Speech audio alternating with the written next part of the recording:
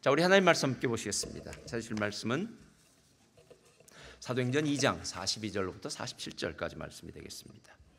사도행전 2장 말씀입니다. 우리 다 같이 한 목소리로 봉독해 올리겠습니다. 사도행전 2장 42절로부터 47절까지 말씀입니다. 다 같이 한 목소리로 봉독하겠습니다. 시작. 그들이 사도의 가르침을 받아 서로 교제하고 떡을 떼며 오로지 기도하기를 힘쓰니라.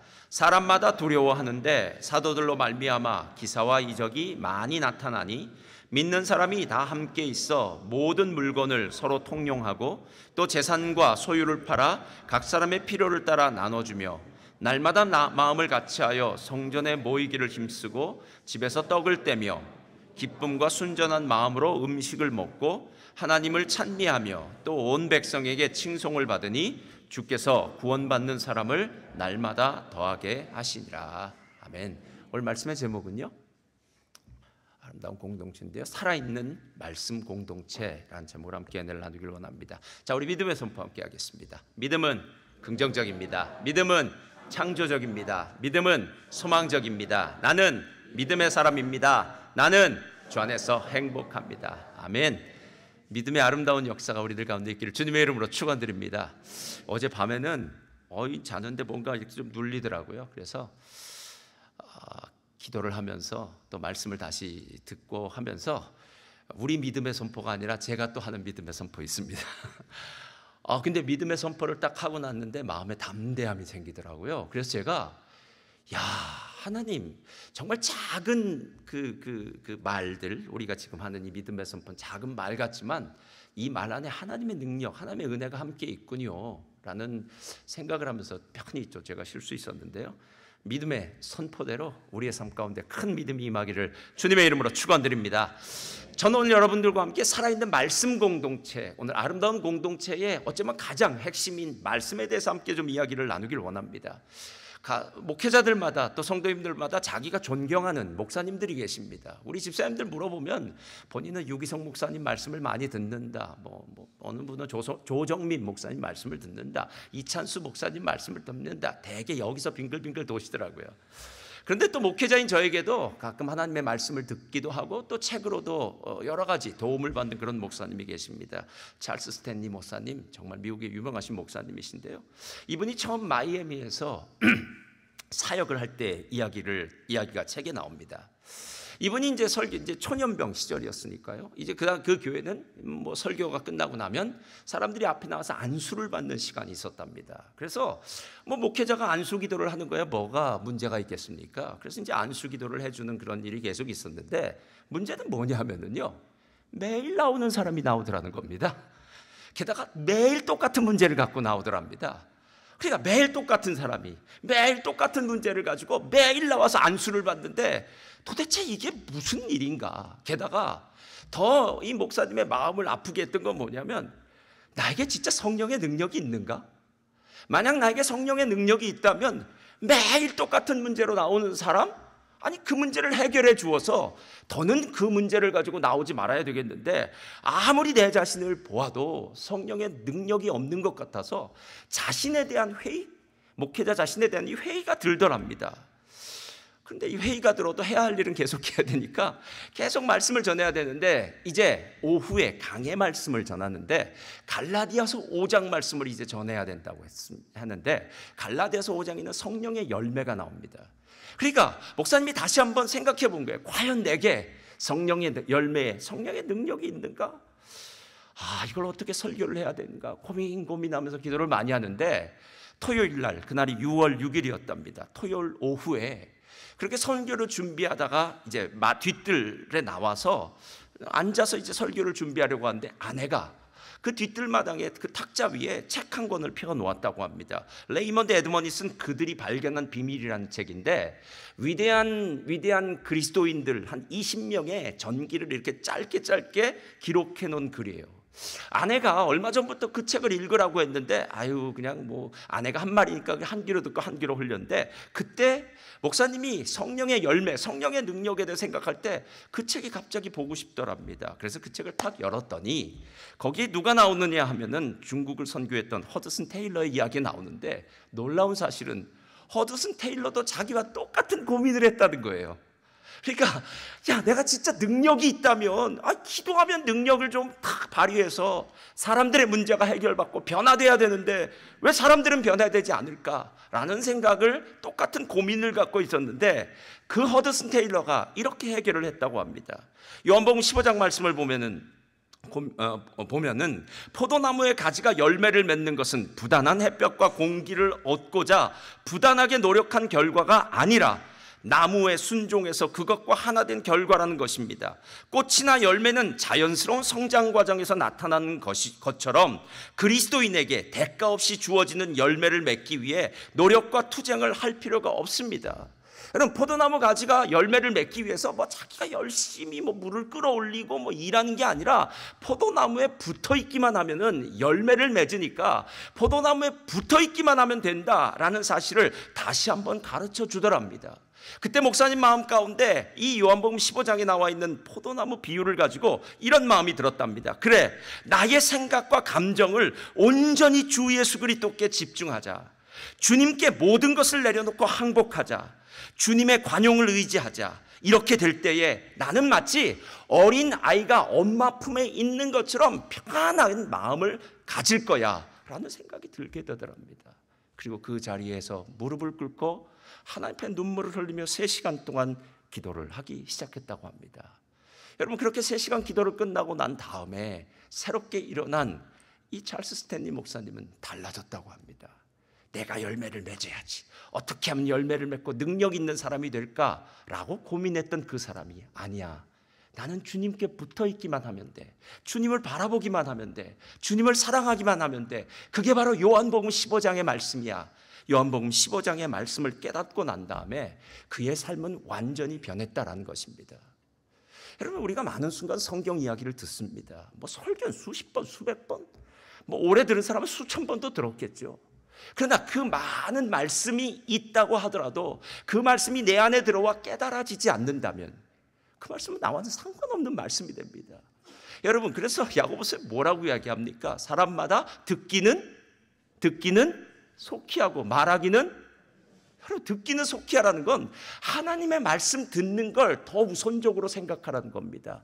말씀이 들려질 때, 말씀의 깨달음이 있을 때, 그리고 말씀에 순종할 때, 말씀을 따라 살 때, 그때 놀라운 기적의 역사, 놀라운 치유의 역사, 회복의 역사, 자유함의 역사, 놀라운 능력의 역사가 있는 줄 믿습니다. 오늘 한 사람의 목사님을 변화시켜서 교회를 변화시켰던 이 요한복음 15장 말씀이 있었다면 마찬가지로 교회도 그렇다라는 겁니다. 이 멜번 순복음 공동체, 내가 다니는 이 우리 교회에 살아있는 하나님의 말씀이 있는가? 살아있는 말씀 앞에서 내가 정말 복종하는가? 그 말씀이 매일매일 역동적으로 내 삶을 움직이고 우리 공동체를 움직이고 있는가? 실제로 그것이 우리에게 있어서는 가장 큰 문제다라는 겁니다. 초대 예루살렘 교회는 살아있는 말씀으로 무장한 교회였습니다. 믿으십니까? 그래서 이 교회는 이 말씀이 살아서 역사하고 운동해서 이 교회가 얼마나 대단한 교회였는지 모릅니다. 그런데 실제로 우리가 오늘 읽지는 않았지만 사도행전 2장을 보면 이 예루살렘 교회가 시작한 이야기가 나와요. 오순절 마가의 다락방에서 120문도가 간절히 기도했더니 성령의 충만을 받습니다. 여러분, 성령 받은 가장 큰 증거가 무엇이냐면요, 기적을 체험하고 날뛰고 이게 아닙니다. 그들이 가슴이 뜨거워져서 자신이 갖고 있는 복음, 하나님의 말씀을 나만 갖고 있을 수가 없었습니다. 사도행전 1장 8절에 말했던 것처럼 오직 성령이 너희에게 임하시면 너희가 권능을 받고 예루살렘과 온 유대와 사마리아와 땅끝까지 이르러 내 증인되리라. 나가서 복음을 증거하기 시작하는 거예요. 말씀을 증거하기 시작하는 겁니다. 그런데 얼마나 열정적으로 말씀을 증거했는지 사람들이 다 아침부터 술 마시고 미쳤다라고 얘기합니다. 아닙니다. 우리는 성령 받았습니다. 하나님의 말씀이 우리 안에서 지금 역동적으로 움직이고 있습니다. 역사하고 있습니다 라고 이야기해요. 그때 베드로가 설교할 때 2장 36절에 이렇게 얘기해요. 한번 다 같이 읽겠습니다. 시작. 그런즉 이스라엘 온 집은 확실히 알지니 너희가 십자가에 못 박은 이 예수를 하나님이 주와 그리스도가 되게 하셨느니라 하니라. 여러분, 이게 복음입니다. 주와 그리스도가 되게 하셨다. 너희는 십자가에 못 박고 예수님을 거절했지만 아니다, 예수님은 다시 살아나셨어. 그리고 우리의 주와 우리의 그리스도가 되셔서 우리를 구원하는 구원자가 되셨다라는 겁니다. 근데 이 말씀이 들려지자 놀라운 일이 벌어지는데요. 42절에 이렇게 얘기하더라고요. 그 말을 받은 사람들은 세례를 받음에 이날에 신도의 수가 몇천 명이라고요? 3천이나 더하더라. 여러분, 어느 교회가 만약에 부흥하지 못한다면 인간적인 방법으로 부흥하는 방법 말고요, 그 교회가 만약에 어떤 양적으로나 질적으로나 부흥하지 못한다면 오늘 사도행전은 우리들에게 그 이유에 대해서 가르쳐주는 것 같아요. 그 안에 역동적으로 움직이는 성령이 함께 하셔서 말씀하시는 말씀이 있는가 없는가. 신기한 것은 우리 안에 말씀이 사라지면요, 마치 꺼진 불이 되어 가져가는 것 같아요. 말씀이 살아있으면요, 활 타올라서 우리 안에 그 놀라운 역사로 말미암아 무언가 막 할 수 있어, 하면 된다, 그리고 하나님 함께 하신다, 감사하다, 야 참 놀랍다, 뭐 이런 얘기가 나오다가 불이 서서히 꺼져가기 시작하면요, 안 돼, 왜 내 인생은 이럴까, 힘들어, 어렵다, 요즘 정말 살기 어려워, 여러분 이런 부정적인 이야기만 시작되더라라는 겁니다. 믿음은 들음은 그리스도의 말씀으로 말미암는다고 했는데, 오늘 사도행전에 나오는 이 예루살렘 공동체 초대교회가 성령의 능력으로 말씀으로 변화된 말씀 공동체다라는 것입니다. 여러분, 이 성령의 능력, 말씀 공동체라는 사실을 꼭 기억하셔야 됩니다. 그리고 성령의 능력으로 말씀이 있는 교회는 사람이 움직이는 것이 아니라 그 말씀이 성령의 인도하심을 따라서 교회를 이끌어가는 교회가 되더라는 겁니다. 한 몇 달 됐을 거예요. 제가 어디를 갔다 오다가 어느 목사님을 만났습니다. 한 3년 정도 된 40대에 3년 정도 된 개척한 목사님이더라고요. 제가 그 목사님 교회를 보니까, 이 멜번 아닙니다, 다른 곳인데, 교회가 한 3년쯤 됐는데 한 7, 80명 이상 모이는, 와, 3년 만에 참 많은 성도들을 모였더라고요. 그래서 이 목사님이 막 뜨거워요, 마음이. 근데 저한테 얘기를 하는데 이렇게 얘기하는 거예요. 목사님, 저는 숫자에 연연하지 않습니다, 그러더라고요. 그리고 지금 교회를 빌려 쓰고 있지만 이 교회 빌려 쓴 것도 저는 크게 개의치 않습니다. 하나님이 저에게는 정말 큰 숫자보다 정말 이 작은 사람들, 이 사람들 데리고 목회하라고 하신 것 같습니다 라고 얘기하더라고요. 그래서 제가 뭐라고 했는지 아십니까? 목사님, 사도행전 읽어보셨나요? 이렇게 얘기했어요. 여러분, 교회는 사람이 움직이는 게 아닙니다. 많은 사람들이 교회를 마치 기업처럼, 회사나 기업이나 똑같겠죠. 어떤 기업의 마인드를 가지고, 아니면 가정이라면은요, 훌륭한 부모님, 교육을 많이 받은 부모님의 어떤 그런 지혜, 지식을 가지고 가족을 올바로 이끌어가는 것, 이거라고 생각하지만 교회는 다릅니다. 교회는 말씀이 움직이는 곳이에요. 우리 실제로는 몰라요. 저희가 재작년이죠. 작년 이제 지났으니까. 재작년 10월에 교역자가 수련회를 갔습니다. 수련회를 가서 무슨 얘기를 했냐면, 이제 올해는 셀을 어떻게 해야 되나 하면서 셀에 대한 고민도 많고 밤새 고민하면서 여러 가지 이야기들을 나눴어요. 그때 시간이 지나 보니까 우리들이 고민한 건 아무 쓸모없는 고민이었더라고요. 작년에 사람들이 밀려오니까 이건 셀을 어떻게 하고 저떻게 하고 할 수 있는 우리의 손을 벗어난 것이 되더라고요. 여러분, 성령께서 움직이실 때는요, 사람이 그 앞에 뭔가 끼어들 수가 없어요. 그냥 성령님을 따라가는 거예요. 성령님이 인도하신 대로 그 길을 가면 그 다음엔 우리가 하나씩 정리해 가는 것 같은 것. 제가 그 목사님한테 이렇게 얘기했습니다. 목사님, 사도행전을 보십시오. 성령이 충만한 교회는요, 사람이 움직이는 교회가 아니에요. 심지어는 사도들이 자기 뜻대로 여러 가지 일들을 감당하려고 했는데 어느 순간인가 교회에 문제가 생기니까 사도들도 멈추어 서서 하나님이 무슨 말씀을 하시는지, 하나님이 어떻게 우리를 이끌어 가시는지를 사도들도 하나님의 지혜를 구하더라고요. 목사님, 어떤 말씀도 단정적으로 이야기하지 마시고요, 성령이 이끄시는 교회, 하나님의 말씀이 이끄시는 교회, 그런 교회 하시겠다고 생각하면 됩니다. 사람이 많고 적은 게 문제가 아니라 성령께서 인도하시는 교회가 가장 축복받은 교회입니다 라고 이야기했던 적이 있습니다.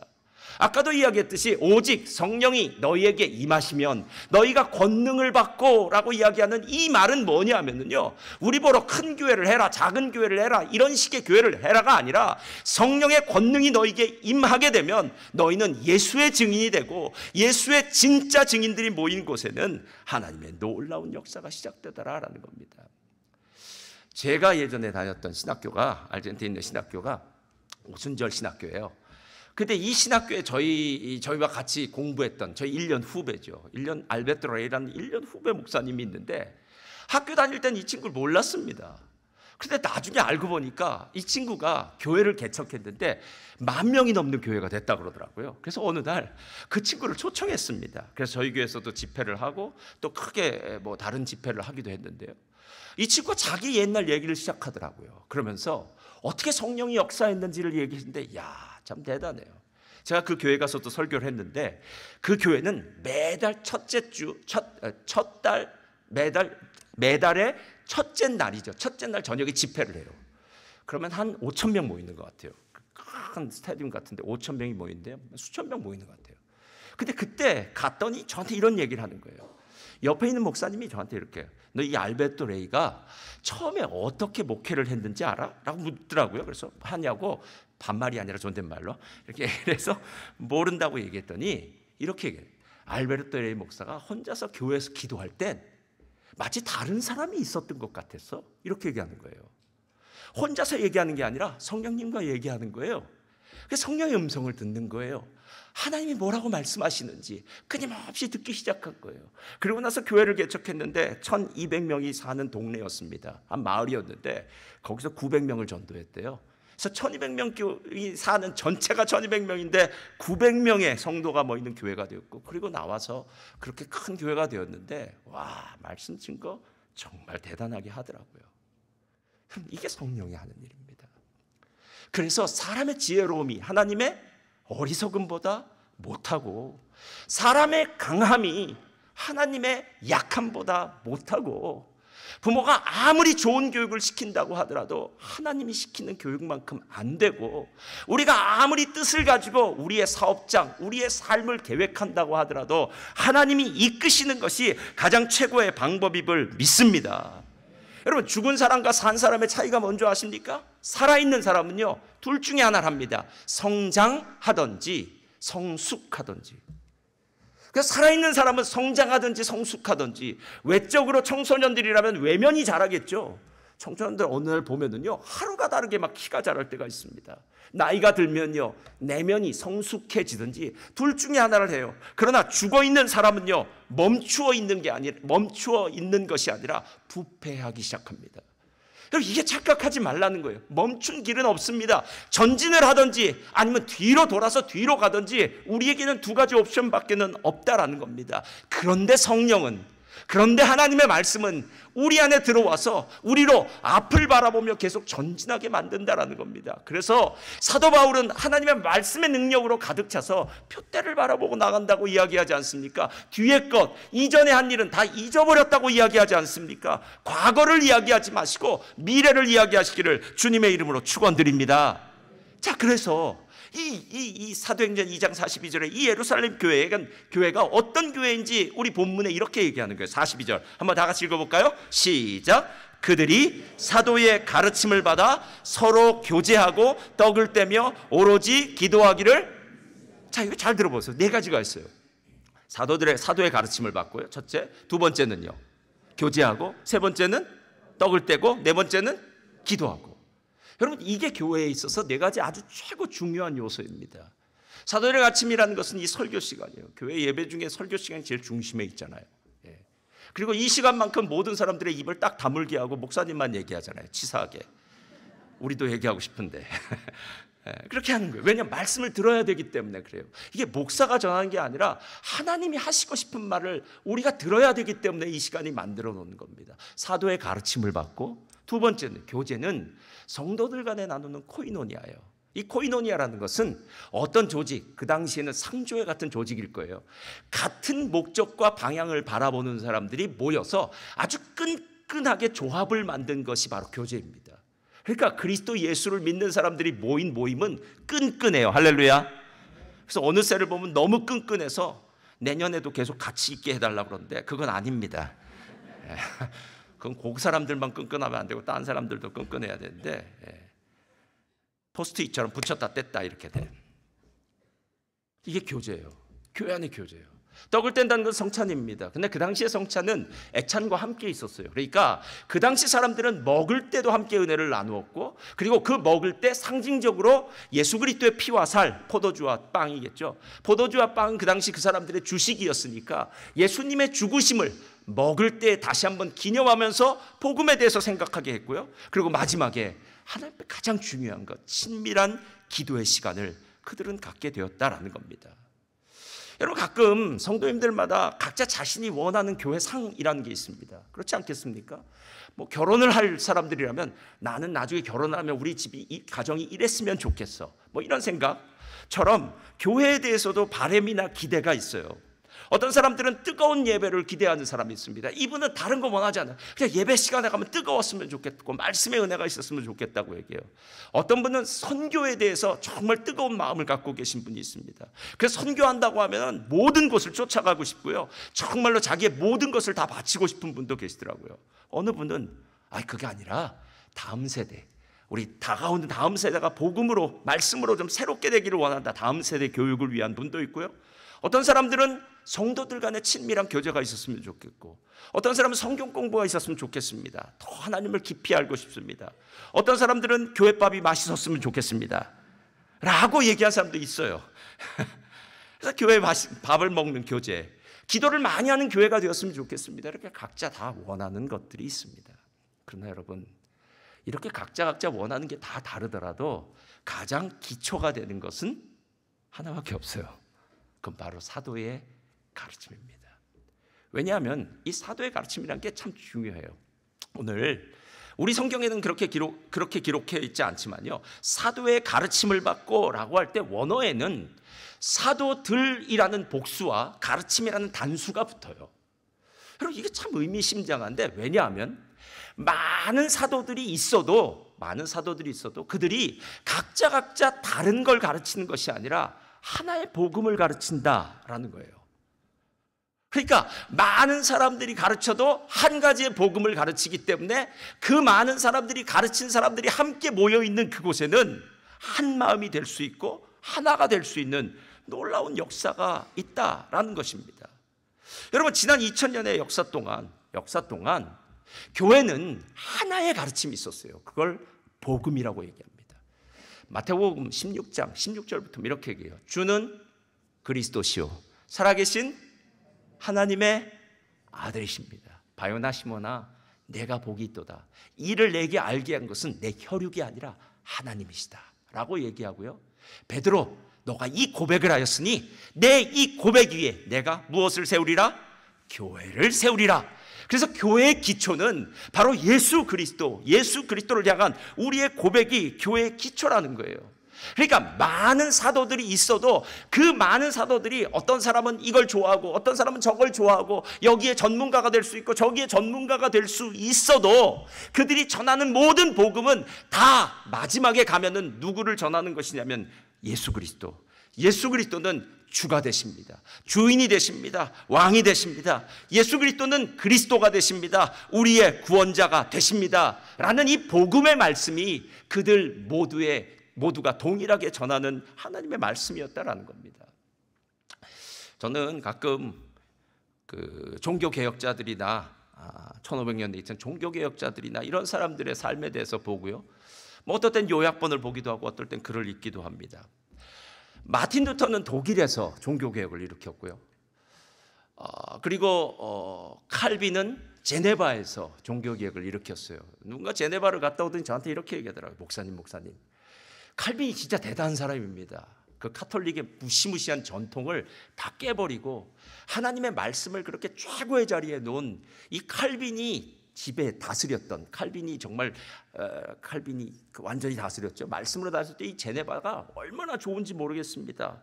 그래서 언젠가 한번 제네바도 가봐야겠다 한 생각이 들 정도로 제네바가 그렇게 좋다 그러더라고요. 정말 기독교적인 기초 위에 세워진 곳이라고 그러더라고요. 근데 존 낙스라는 사람은 스코틀랜드 장로교의 창시자인데요, 이 사람은 스코틀랜드 사람이었어요. 근데 이 존 낙스가 있을 때 잉글랜드와 아일랜드죠, 잉글랜드의 여왕이 블러디 메리라는 사람입니다. 여러분 아마 들어보셨을 거예요. 피에 메리라는 아주 개신교를 무지막지하게 핍박한 사람입니다. 그러니까 스코틀랜드의 존 낙스가 개신교를, 말씀에 기초한 교회를 세우기 위해서 이 블러디 메리죠, 이 메리 1세랑 얼마나 힘들게 싸웠는지 몰라요. 그런데 메리 1세가 존 낙스를 향해서 이렇게 이야기했다고 합니다. 100만 명의 군사보다 나는 존 낙스의 기도가 더 무섭다. 얼마나 기도의 사람이었는지 이 메리 여왕은 존 낙스가 기도한 게 무섭다라는 거예요. 존 낙스가 뭐라고 기도한 줄 아십니까? 하나님, 스코틀랜드를 내게 주시든지 아니면 내 목숨을 거두어 가십시오. 이렇게 기도했답니다. 그러니까 하나님, 복음이 있는 이 나라가 되기를 원합니다. 복음 있는 우리 공동체가 되기를 원합니다. 아니면 내 목숨을 거두어 가십시오 라고 이야기합니다. 존 낙스가 훗날 원했던 종교개혁이 무엇인지를 물어볼 때 이렇게 얘기했다고 합니다. 한번 펴주세요. 다 같이 읽겠습니다. 시작. 성경이 가르치는 교회를 만드는 것이고 스코틀랜드를 하나님의 말씀이 다스리는 나라로 만드는 것. 이게 존 낙스의 목적이었대요. 존 낙스의 이야기를 들으면서요, 그래, 맞아. 하나님의 말씀이 그 공동체의 중심에 서서 이 공동체를 하나님의 말씀이 이끌어간다면 얼마나 놀라운 역사가 시작될까? 만약에 이 하나님의 말씀이 우리의 가정을 이끌어간다면 얼마나 놀라운 역사가 시작될까? 여러분, 우리가 요즘 신명기를 하면서 신명기 6장 4절부터 나오는 쉐마 말씀 아시지 않습니까? 예. 그 쉐마 말씀에 뭐라고 이야기합니까? 너희들이 부지런히 말씀을 증거하라고 이야기합니다. 집에 있을 때든지 길을 갈 때든지 누웠을 때든지 일어설 때든지 주의 말씀을 자녀들에게 전하라고 이야기합니다. 만약에 우리 가정에 하나님의 말씀이 정말 풍성했다면, 우리 가정에 진짜 하나님의 말씀의 능력이 풍성했다면 우리 가정엔 그 말씀의 열매가 나타나지 않았을까요? 우리의 삶에 진짜 말씀의 은혜가 풍성했다면 우리 안에도 정말 변화의 역사가 시작되지 않았을까요? 우리 공동체에도 하나님의 말씀에 거의 미친 사람들이 함께 모여서 목사님, 우린 하나님의 말씀을 더 듣고 싶습니다. 할렐루야. 그런 사람 없더라고요, 별로. 빨리 끝내주세요. 이건 많은데 더 해주세요는 없어요. 목사님, 우리가 하나님의 말씀을 더 배우고 싶습니다. 어떻게 하면 더 배울까요? 목사님, 낮에 계시면 제가 가가지고 말씀을 좀 배우고 싶습니다. 뭐 이런 분들이 이제 계세요, 우리 교회도. 정말 그런 사람들이 더 많이 모여서 우리가 함께 말씀 앞에 서서 하나님의 말씀이 우리 공동체를 어떻게 이끌어갈지, 하나님 우리를 도와주십시오, 인도해 주십시오라고 우리가 강력하게 기도하기 시작한다면 우리 교회 얼마나 놀라운 교회가 될까라는 생각이 마음에 막 들더라고요. 말씀이 살아있는 예루살렘 공동체, 사도들의 가르침으로 말미암아 변화의 역사가 시작된 공동체, 거기에 어떤 놀라운 역사가 있는 줄 아십니까? 43절부터 다 같이 한번 읽겠습니다. 43절부터요. 시작. 사람마다 두려워하는데 사도들로 말미암아 기사와 표적이 많이 나타. 첫 번째, 기사와 표적이 일어난답니다. 말씀 있는 곳에 기적의 역사가 있는 줄 믿습니다. 두 번째, 44절 다 같이 읽겠습니다. 시작. 믿는 사람이 다 함께 있어 모든 물건을 서로 통용하고 또 재산과 소유를 팔아 각각 각 사람의 필요를 따라 나눠주며. 자, 여기까지요. 예전에 있던 교회에 어느 집사님이 갑자기 큰 돈이 필요했습니다. 아르헨티나는 그 사업을 하시기 때문에 이 돈이 왔다 갔다 거래해야 되는 경우가 많고, 은행에서 뭐 돈을 빌리는 그런 시스템이 아니기 때문에 누군가 개인적으로 돈을 융통해 줘야 돼요.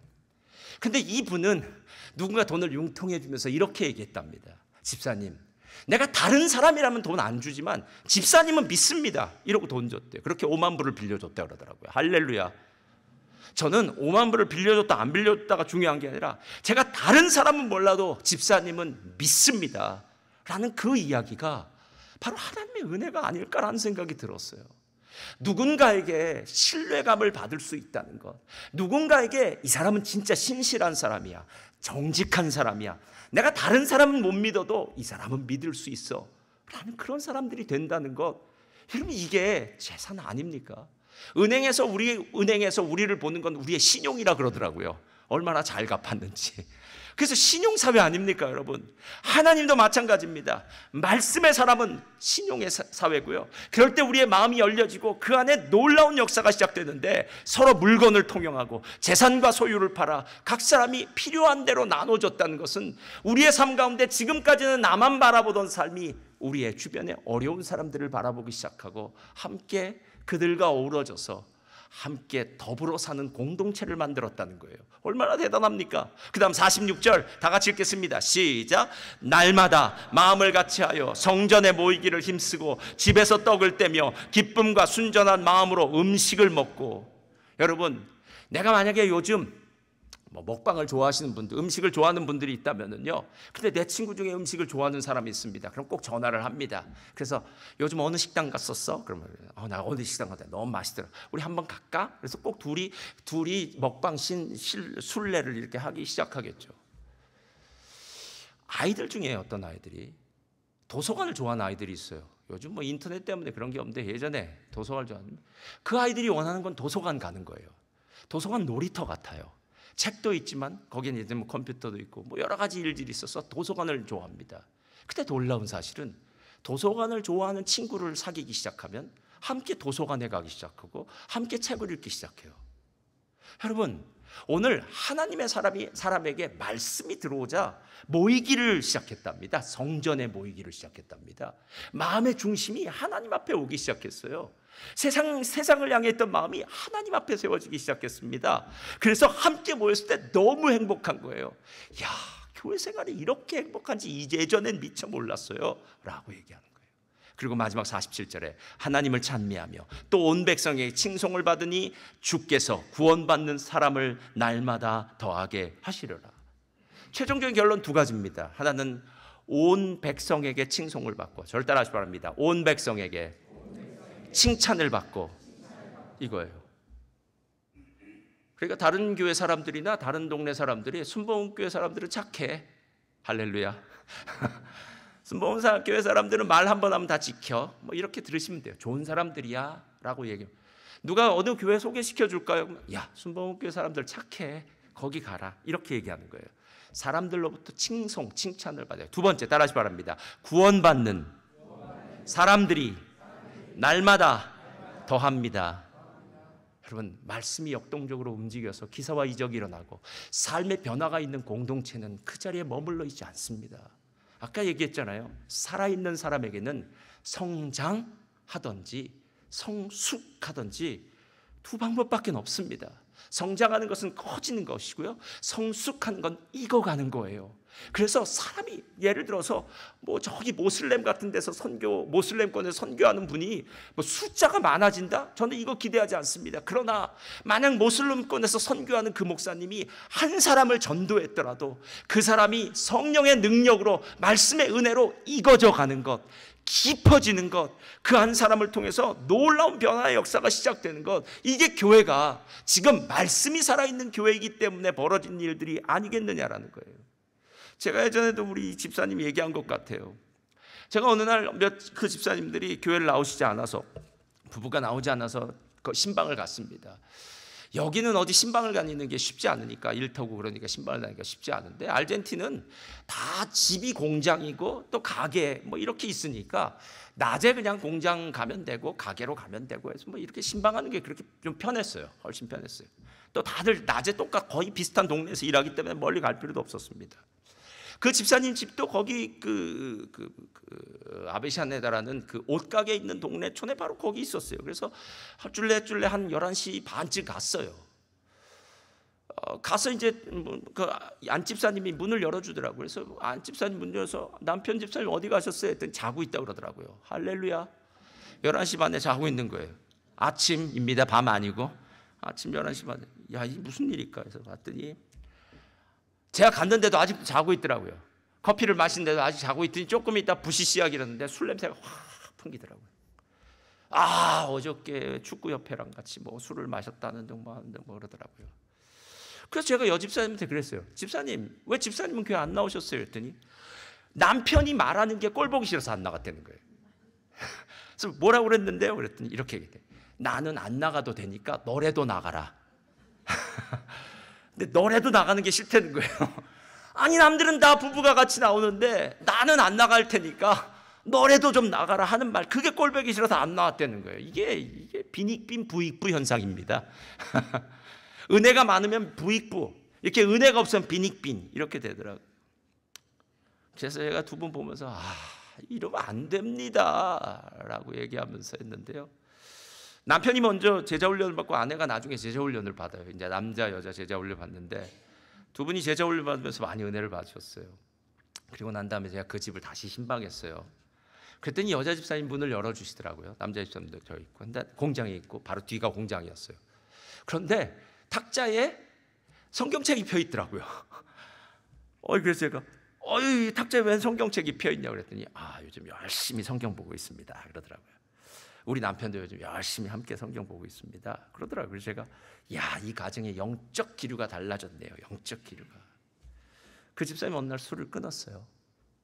그리고 밤새 술 마시던 그 집사님이 술을 끊고 교회 25인승 본고를 20인승 본고차를 미니버스를 운행하는 집사님, 우리 교회 이수정 집사님 같은 그분도 이씨인데 이씨가 좋네요. 네.